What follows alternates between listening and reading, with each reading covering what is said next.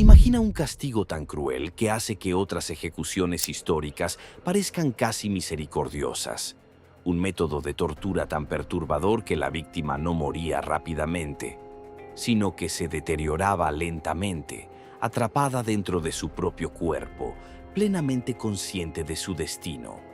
Durante siglos, esta práctica fue mencionada en voz baja, casi como si fuera demasiado horrible para ser real. No era simplemente una forma de ejecutar a alguien, era un castigo diseñado para destruir completamente a una persona. Esta es la historia del escafismo, uno de los métodos de ejecución más perturbadores que han existido. El escafismo, también conocido como el castigo de los barcos, está asociado al antiguo imperio persa.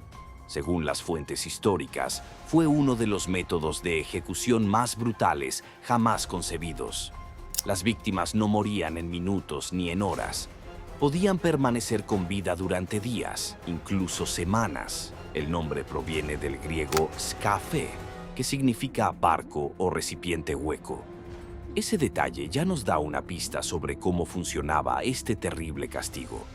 El condenado era colocado entre dos embarcaciones de madera o dentro de un tronco hueco, quedando atrapado en el interior. Solo su cabeza, brazos y piernas quedaban expuestos. A partir de ese momento comenzaba una muerte lenta y casi inimaginable. La descripción más conocida de este castigo proviene del historiador griego Plutarco. En su obra La vida de Artajerjes, relata la ejecución de un soldado llamado Mitrídates.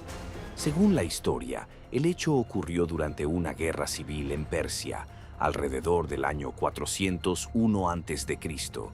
El rey Artajerjes II luchaba contra su propio hermano, Ciro el Joven, quien intentaba arrebatarle el trono. Durante la batalla, Ciro murió. Al principio no estaba claro quién había dado el golpe final, pero Mitrídates, en un momento de arrogancia, afirmó haber sido él. Aquella confesión fue un error fatal. El rey había declarado públicamente que él mismo había matado a su hermano. Que un simple soldado reclamara ese mérito socavaba su autoridad. Para castigar el desafío y enviar un mensaje claro, el rey ordenó que Mitrídates fuera ejecutado mediante escafismo. Según Plutarco, el soldado resistió 17 días antes de morir. El proceso comenzaba despojando a la víctima de todo: su ropa, su dignidad, su libertad de movimiento.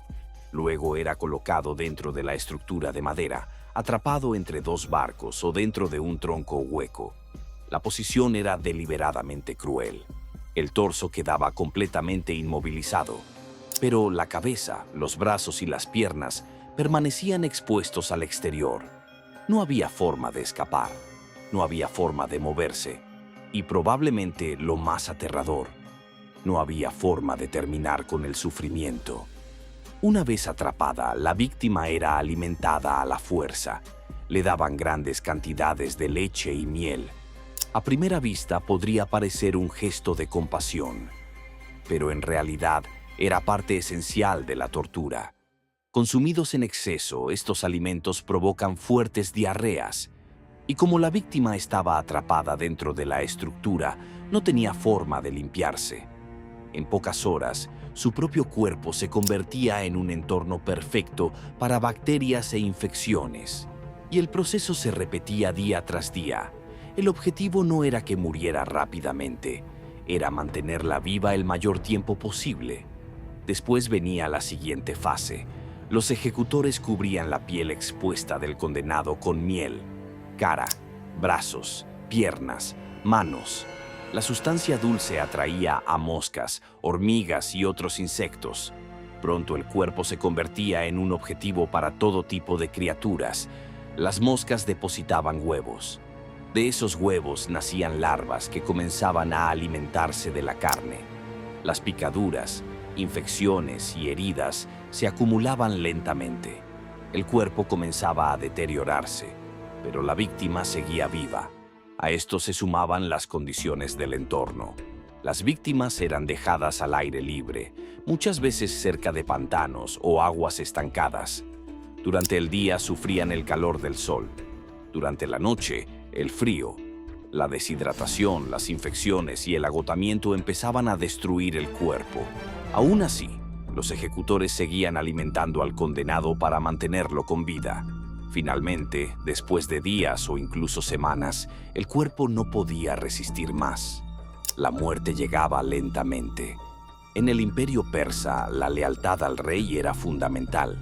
Traición, deserción o conspiración contra el poder eran vistos como amenazas para la estabilidad del imperio. Por eso algunos castigos tenían un propósito muy claro: infundir miedo.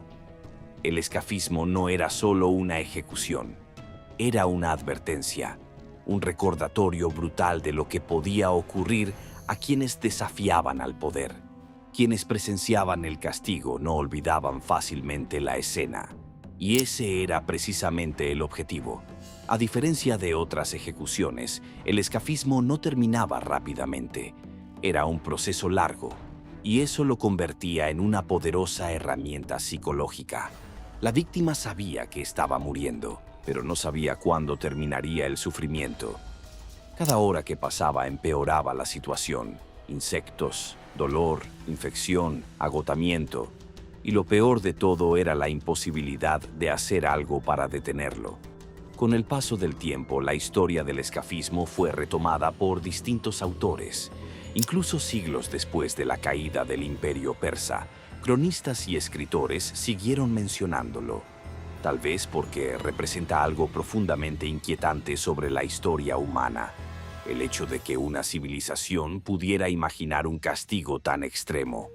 Hoy en día, el escafismo sigue siendo recordado como uno de los métodos de ejecución más perturbadores que se han registrado, no solo por el dolor físico que provocaba, sino por el nivel de sufrimiento prolongado que infligía.